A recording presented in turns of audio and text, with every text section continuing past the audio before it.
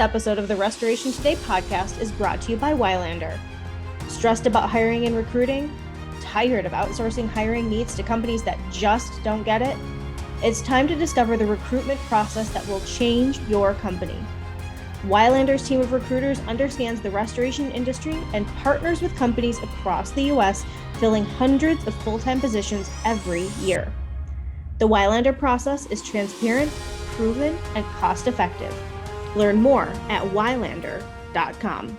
Hello there. Thanks for checking out a new episode of the Restoration Today podcast. Today, I am excited to be joined by two very familiar faces. I am joined by Jeremy Reets and Nick Sharp from Reets Drying Academy, and we are going to be talking about their next level event that is coming up at the beginning of August. So we are recording this just a few weeks out there in the home stretch of planning. I had the privilege of attending their event, I think in 2018, and it was really fun, very different from other events you see in the industry, very hands-on. I made some really good relationships and connections at the event too. So I'm excited to be at the event again this year. I've also had a ton of restorers asking me already what events they should be sending their people to that are different, since there are so many to choose from. So I'm excited to have Jeremy and Nick here to talk a little bit about what Next Level is all about and what does set it apart from other events in the industry. So gentlemen, thank you very much for joining me. Jeremy, I'm going to toss it over to you first, have you introduce yourself for people who don't know you, which would be maybe a little crazy if people don't know you, but go ahead and introduce yourself and share a little bit of the background of Reets. Well, thank you so much, Michelle. We're really glad to be here today as well. And so you asked me to share a little bit of background on Reets Drying Academy. And so, I was basically born into the industry. My parents started a company before I was born, and in 1970, we still run that company today. And so I was raised in it.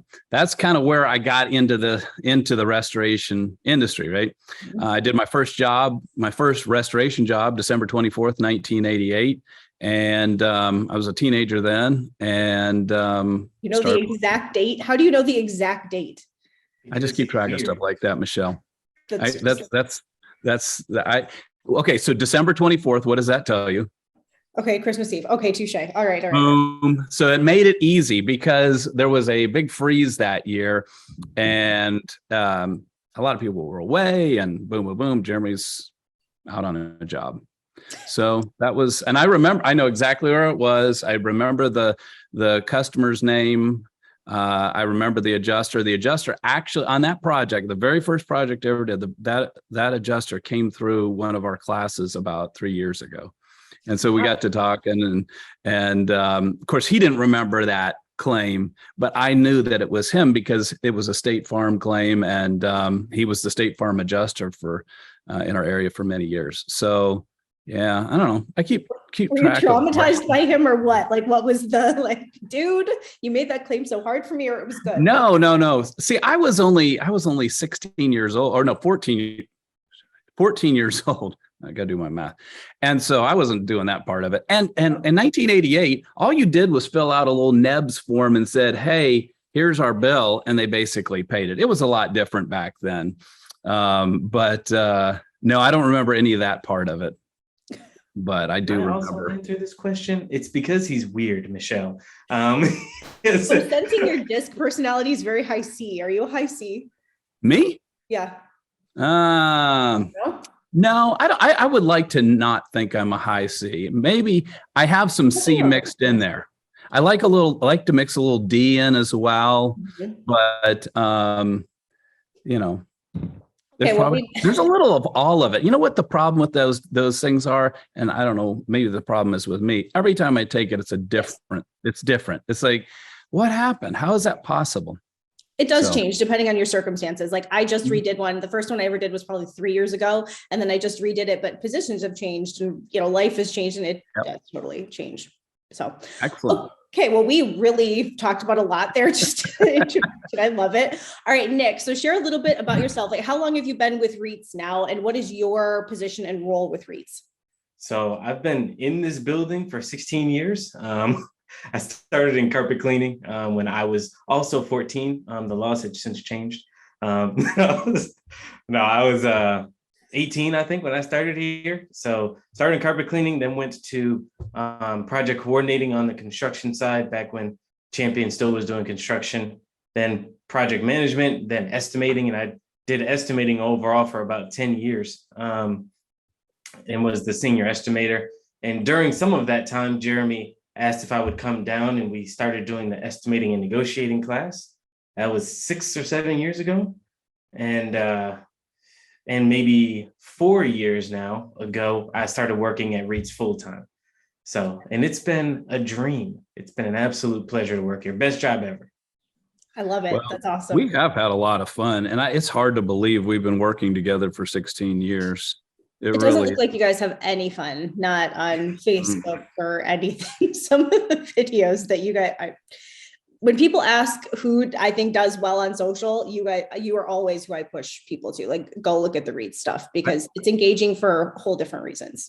I'm going to tell you one more thing about Nick, Michelle, and this is true. Nick used to be the face of ICRC.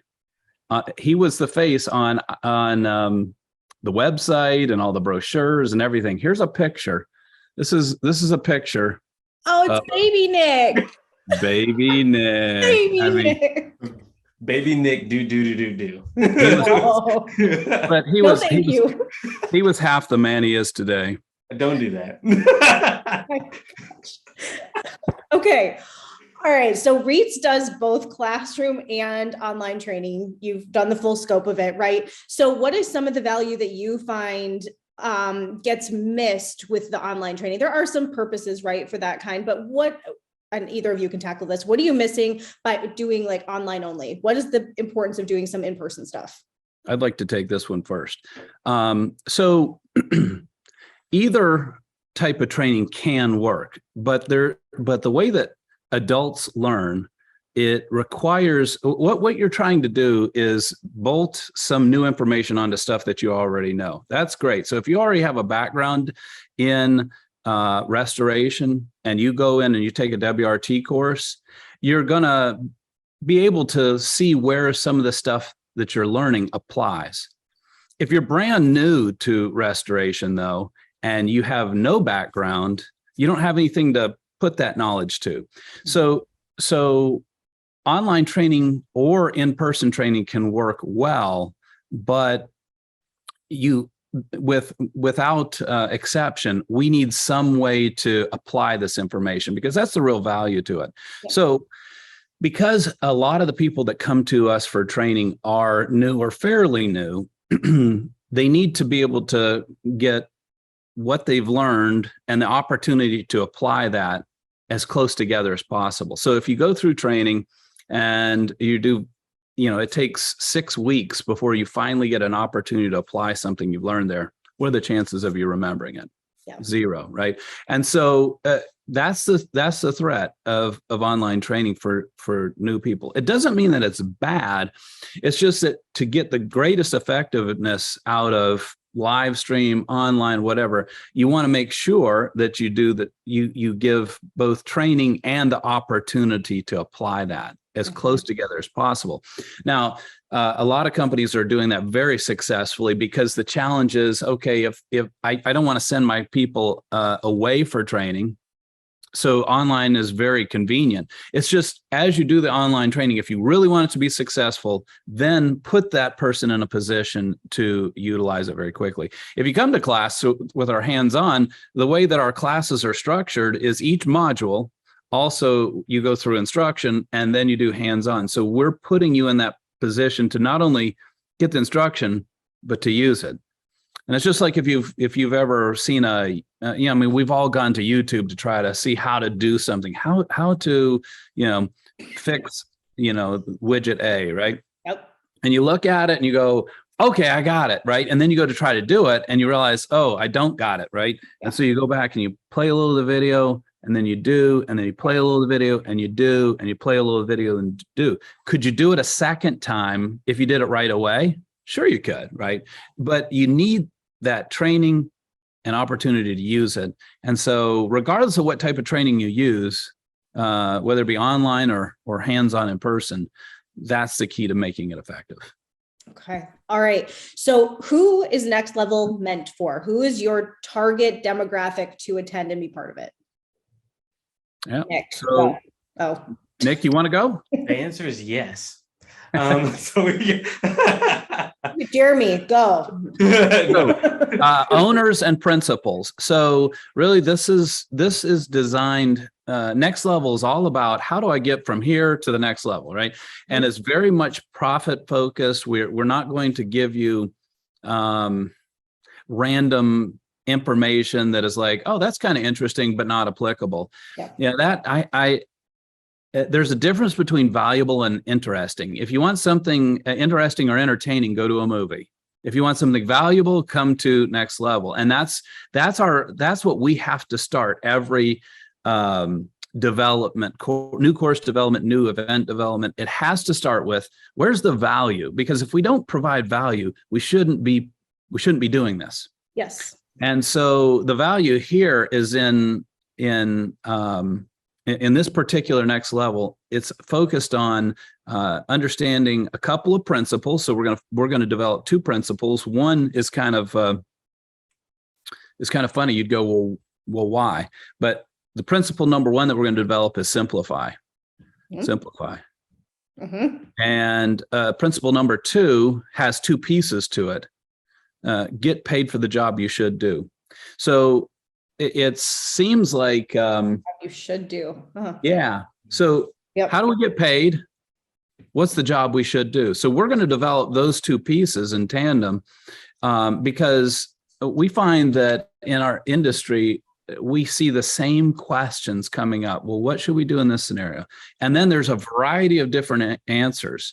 So we're going to take some of those points in fire, mold, contaminated water, hazardous materials, health, and some new points that we are going to bring to you on water restoration.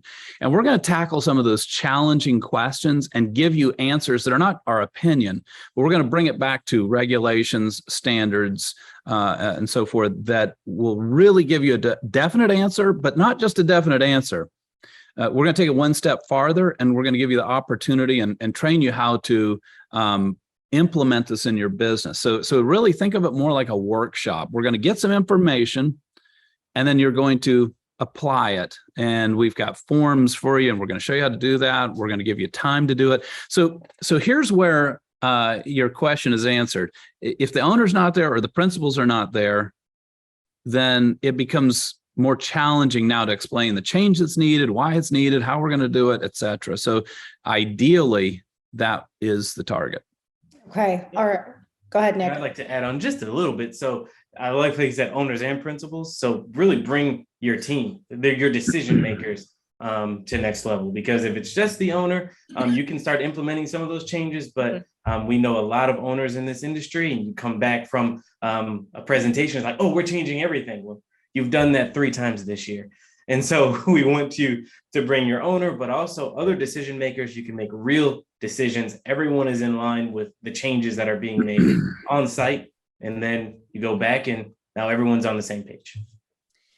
Who are the instructors this time around? I know in the past you've brought in some people from the outside mixed in with Reets instructors. So what does this year look like? Unfortunately, this year, I'll probably do 50% of it. Nick will do about 5%.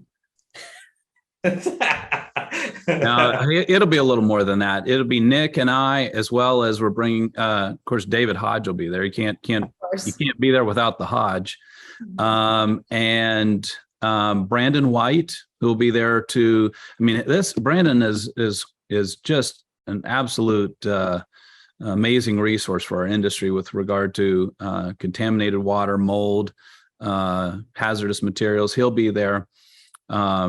And he'll help to answer some of those questions. He and David both. And also Julie from Viola Management will be there. She has one presentation about 30 minutes long. Okay. But 100% of the content's brand new. So when I say, unfortunately, me 50%, it's because that's a lot of work. You start out with, okay, how do we make something the best we've ever done and completely new? And it's a lot of work. It sounds easier than it really is. Yes. Okay, so I'm curious for each of you to share like a favorite memory or something fun from one of the past years to kind of give people insights of what this event is really like. Like for me, I think of the estimating contest or the sketching. I guess it was sketching contest that there was, and there were a number of people who are pretty good at sketching in the industry that were part of it, right? And some interesting ceilings, I think, in that, wasn't there like an atrium or whatever we were in? So that's a memory that I have of watching these guys walk around and they're like, oh my gosh, I gotta win. So I'm curious for you guys to share some memories. Yeah, Sketch Wars was fun. Yes. And that was good.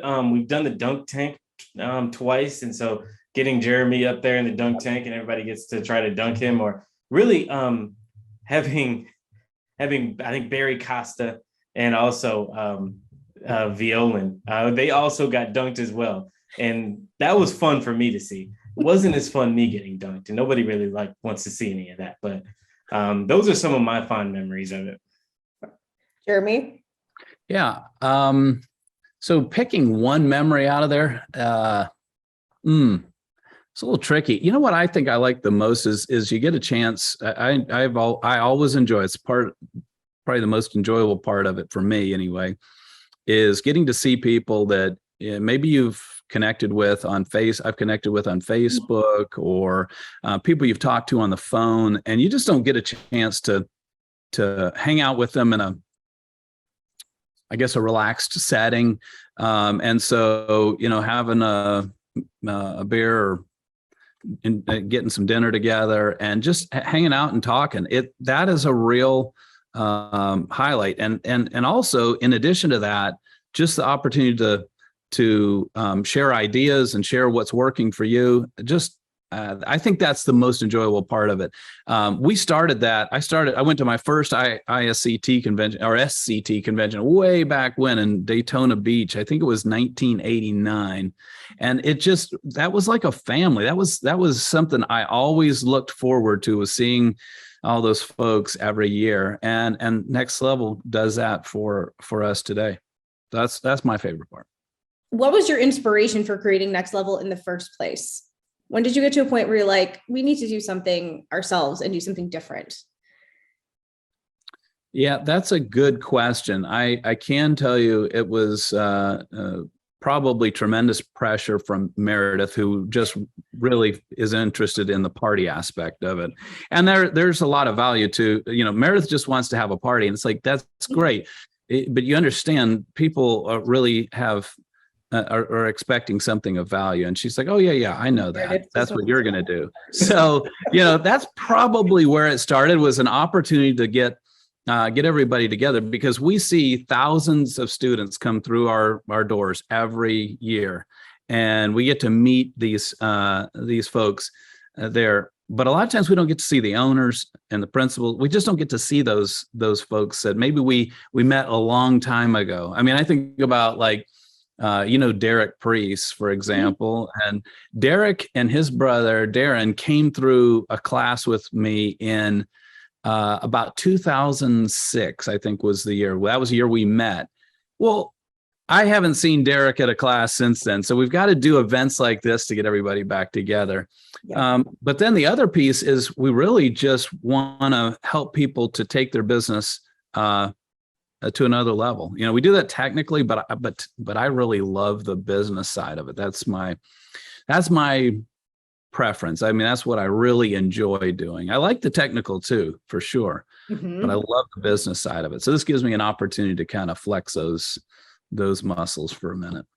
Love it. Okay, before we wrap, give us a quick overview of what the event looks like. I think there's golf on the first day, right? And then what do the classroom days look like? How long? What's happening in the evening? Give us a quick overview.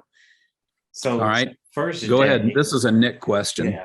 First day, we kick off the event with a golf tournament. And then in the evening, we have our welcome event at a brewery. So we've done that for the past few years. And so we go to the brewery, everybody has a good time, and you start making some of those connections. Then day two, we'll come back, obviously breakfast at the hotel.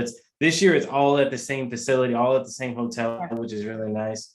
So after breakfast, we come in, introductions, then we go right into start talking about simplifying. And And Jeremy, really, I enjoy the concept of what we're doing this time around. So simplify, we go through a presentation, and then really we hand it to them for a period of time. Talk to your team about what we just went over, and make the changes that you need to make. And then we're also going to start probing a little bit. So what changes, did anybody come up with changes that they really just want to talk about? And so now you have an opportunity to really brainstorm. So what did Bill come up with from California? What's working over there that I'm not doing here in South Carolina? And now I know I need to talk to Bill at next break so we can do some more networking. And then day 3, we go into our next principle, which is get paid for the job that you should do. And that's really, it's a symposium that deals with fire, which we don't have a lot of information on when it comes to fire and estimating and the issues that we're having, the pushback we're having. So we asked David, what are the top issues that we're seeing? And then what's the justification for that? We have to actually have the document in hand, which we'll give you, so that we can bring that back to the team, and what changes in our process need to be made. So we do the same thing with fire, health and safety, and mold, and also contaminated materials, I believe. And so then we finish up. So really, it's jam-packed, 2 full days of networking, but great content. And that's what it's about. Great content that's going to change your business. Those are a lot of different topics to cram into one. Okay, go ahead, Jeremy. Yeah, and I think there is 2 things. Again, we want to help you start by focusing. It's so hard for entrepreneurs, and I put myself in that same boat, just to focus, right? We love having too much to do. We thrive on it. It's like a drug almost. It's like, I got so much to do, feel great, right? That's not, one of the presentations is that trying to do too much is limiting your success. And you have to stop and think about that. But the second thing then is to focus on, here's the question I ask. If you stopped everything you were doing and just focused for an hour on a few areas where you could increase your profitability, do you think it would make a difference in your organization?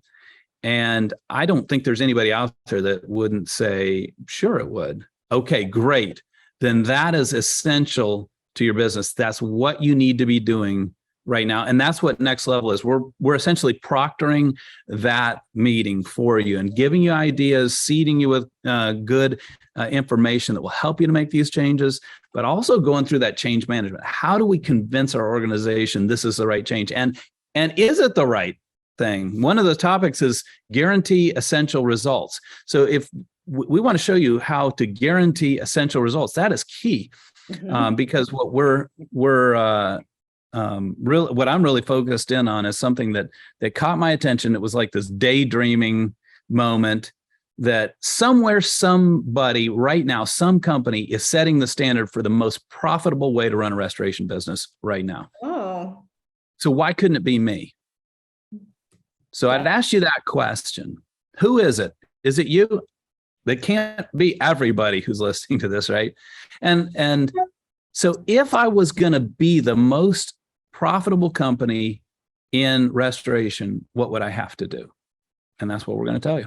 Legally, right? Yeah. We have principles. With that word should that you have in number 2. Exactly. There you go. Should do. I could tell that was a very strategically chosen word, the job you should do. Smart. Right. Okay, anything else before we wrap it up? I want to direct people to the website. It's reetsdryingacademy.com/next-level. The event is August 10th through 12th. It is in Peachtree City, Georgia, I believe. I'm pretty sure. So pretty close to where the Reets Drying Academy is. So, okay, anything else you want to share? No, we just love to see you there. We're going to have a great time. You're going to be there, aren't you, Michelle? I am going to be there. We'll see. Do we need to say anything else? We should have just started with that. We should have started with that. Well, Nick will be there also. And Meredith will be there, and Rebecca. And always a good time to see the Reets team. Everyone's always smiling. Everybody's happy. This is a fun event. I've made some great connections there. It's where I met Joey Penley and Kim the very first time. So it's awesome. Yeah. Perfect. Gentlemen, well, thank you. I look forward to seeing you in a month and maybe seeing you before then at other events. Not sure, but see you soon. Fantastic. Thanks, Michelle. For more Restoration Today, visit our website, cnrmagazine.com, or find us wherever you get your favorite podcasts.